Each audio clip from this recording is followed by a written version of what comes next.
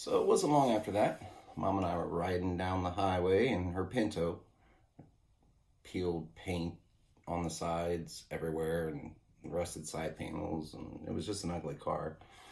Um,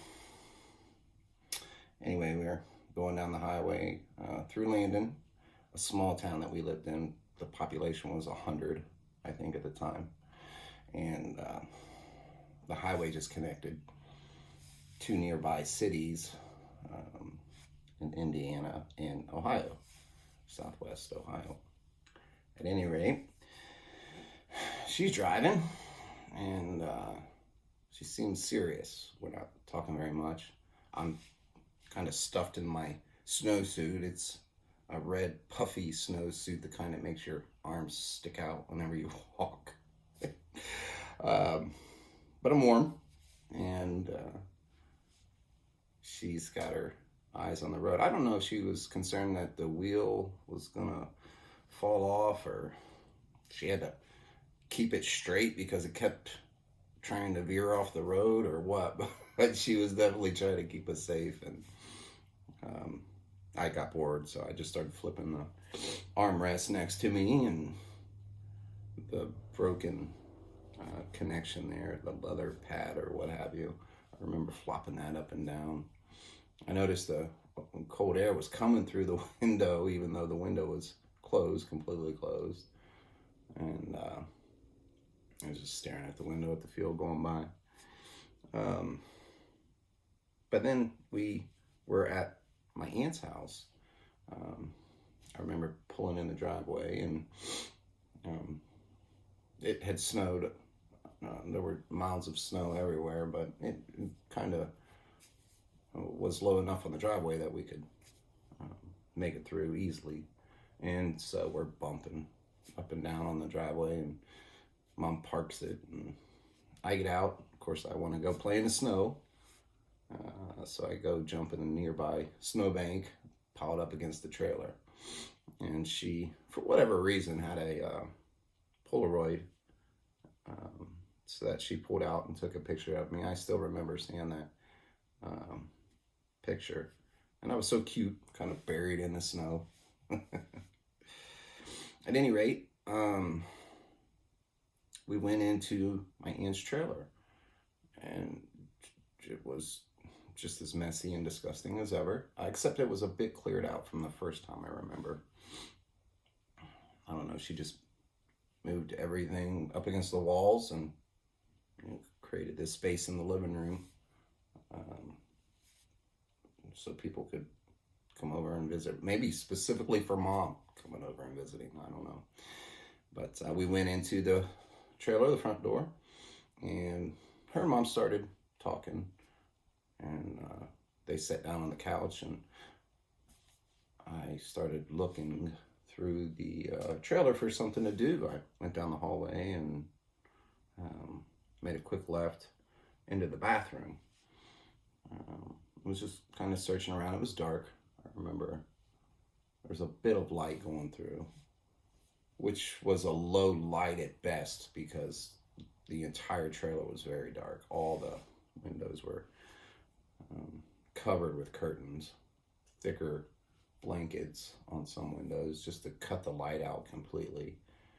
But anyway, so I flipped on the switch and started looking around the sink at the soap. That might have been star-shaped or what have you. I remember the soap was a bit peculiar looking, and there's a little Buddha guy for whatever reason. Maybe some plastic Buddha decoration that was popular back then or what have you. And I had a couple other things on the sink, and I turned and looked to the toilet for whatever reason. A kid will do what he'll do, and of course that was boring, and so I turned around and noticed that the shower curtain was halfway open. First thing I did was I just opened the shower curtain. And what I saw was probably the most disgusting thing I've ever seen in my life.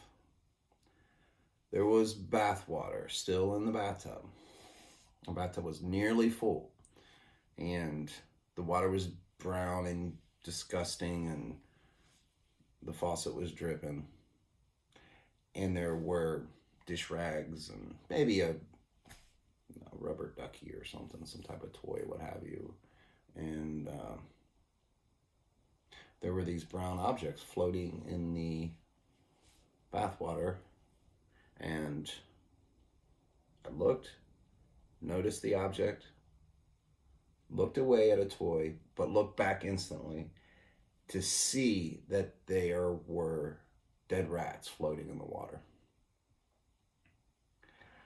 Instantly, I jumped back. Oh my gosh, they were surreal as could be. I could see their hair, their eyes, ears, tails, and I looked at them just because I had seen it, and then instantly I wanted out of there. I wanted to just run to Mom and yell, "Mom, there's rats in the bathtub." But then some part of me knew not to, so I just slowed down. I feel like maybe I knew they were in conversation. I had more respect to not interrupt their conversation. And so I rounded the corner and I stopped. And I looked at Mom and my aunt talking on the couch. And I just said, "Mom," just nicely, calmly, and quietly. And she didn't hear me. They were continuing to talk. And I said her name again. I said, "Mom," a little bit more assertively. And she stopped talking and looked at me. And I didn't know what to say, so I started kind of fidgeting. "Is there any way you can come here?" Is what I said. She said, "What do you mean? What do you mean?" And I took my thumb and I pointed this way. And she stood up and walked over and asked me, "What's going on, Brian? What do you need?" I said, "Mom, look in the bathroom." And she went in the bathroom and she goes, What? I said, "Look in the bathtub." And she she looked in the bathtub at the water. The curtain was already drawn. And she goes, "Oh my gosh." And so she turned around, went through the bathroom, out around the corner. And I wondered if she was just going to start screaming and yelling at my aunt or not. But she didn't. She said, "Mildred, I've got to go." She walked across the living room, picked up her purse, walked back across the living room, grabbed me by the hand, and my aunt's like, "Wait, is everything okay? Is everything good?" She's like, "Yep, just got to go. I will talk with you later." And then we left the trailer. Once again, one of the most surreal images I've ever seen, and it still sticks with me today. Ugh.